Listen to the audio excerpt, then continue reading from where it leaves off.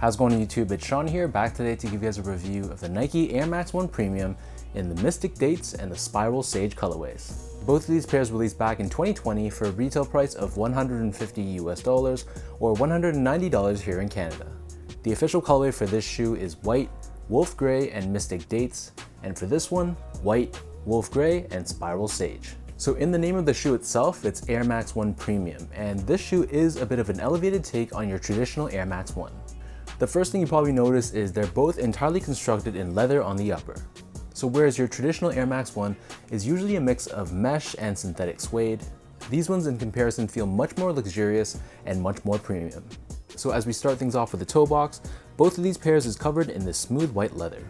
Though it feels a little bit thin, the leather has a very nice softness to it, and you can see the natural leather grains on it. Wrapping around the front toe box and extending down the lateral side as a mudguard, here we have this Spiral Sage green colored leather on one pair, and on the lateral side of the forefoot we have this embroidered white colored swoosh. This is the same thing for the Mystic Dates pair, except on this one, instead of green they opted for a Mystic Dates color, which in real life is sort of like a burgundy brown color. The quarter panel of both pairs is covered in this wolf gray colored leather, and then overlaid on top we have a Nike swoosh, which matches the color of the mudguard. In addition, the top two eyelets are constructed out of TPU, and this also matches the color of the swoosh and the mudguard also. So the mudguard wraps around the entire back end of the shoe, and there's an additional overlay of wolf gray leather on the back heel. Finishing this off, we have Nike Air embroidered in the center of the back heel, and then surrounding the top portion of the ankle collar area, here we have this premium white leather which has a very nice softness to it on both colorways.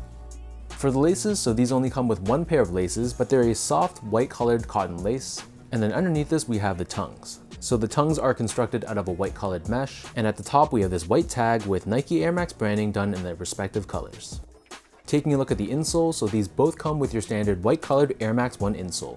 However, on the heel we have this Nike Air branding, and again this matches the accent color of their respective shoes. So the upper of these Air Max 1s sit atop this white colored polyurethane foam midsole.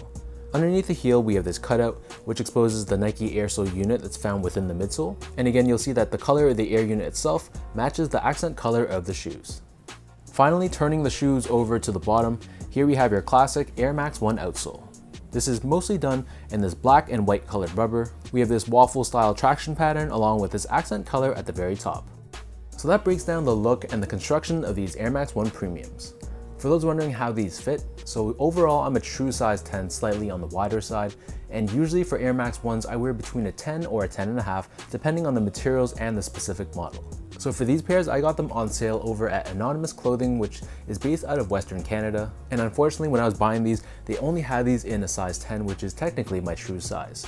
So trying them on, I'd say that they fit in a nice snug way, which means they pretty much fit like your normal Air Max 1s. Sometimes I choose to go up a half size just to give me a little bit more toe room, because the Air Max 1s can be a little bit narrow in this section right here. So overall, if you have narrow or normal width feet, I'd recommend just sticking true to size. Otherwise, if you have slightly wider feet or really wide feet, I'd definitely recommend going up a half size for this pair. Next up, in terms of comfort, so these feel pretty much like all my other Air Max 1s. The midsole is exactly the same, so it's not going to be the softest shoe on the market, but considering this is a retro sneaker from 1987, it's going to be fine for just a casual use sneaker. Just don't expect too much from a softness and step-in comfort perspective. I do got to give credit to Nike though, the leather they used was really soft, so straight out of the box it already feels very soft and very broken in, so even though it's leather instead of mesh and suede, it still felt great on feet. Finally, in terms of the quality and the craftsmanship on both of these pairs, overall I'd say that it's decent. The material quality was pretty good. It's definitely much better than your standard GR Air Max 1, and you can tell that the quality of the leather they used was pretty solid. The one thing I didn't love about these pairs though was the toe shape. So Air Max 1s prior to the whole anniversary treatment, they often had that cliff toe or boxy toe box look. And while these pairs aren't as bad as those ones were, they're definitely not as well shaped as the Air Max 1 anniversaries or the OG look of the Air Max 1. So if there's any criticism for this pair, I'd say that it is the shape of the toe box. But again, like I said, it's not totally bad, it's just not as sleek as I wanted.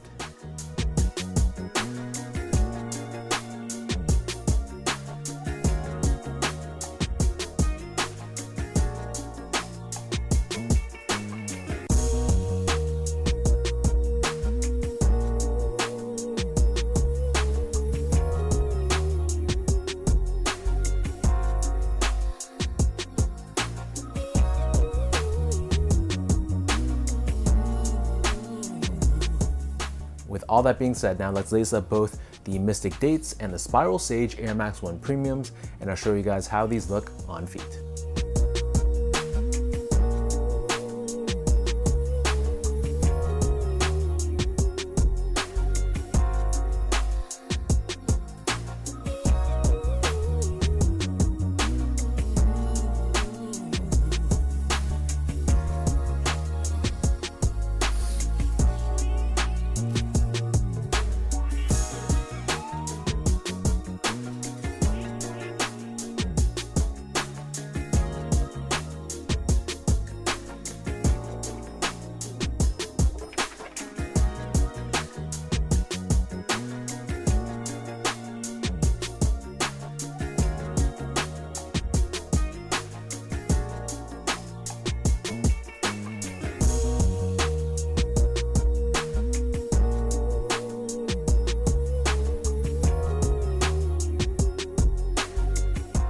If you guys know me, you know I'm a big fan of the Air Max 1 model. So when a clean colorway like this comes out, usually it's gonna be a cop for me. Between the two pairs though, I think that I'm gonna give an edge to the Spiral Sage.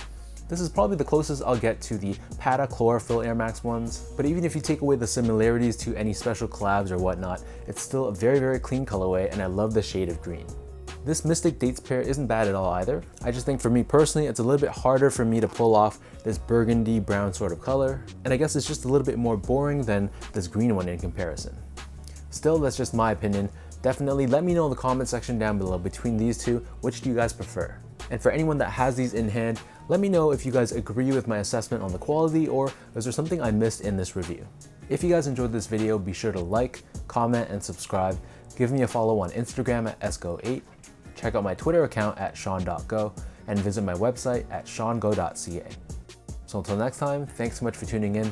Hopefully you guys enjoyed this review, and I'll catch you guys all in the next one.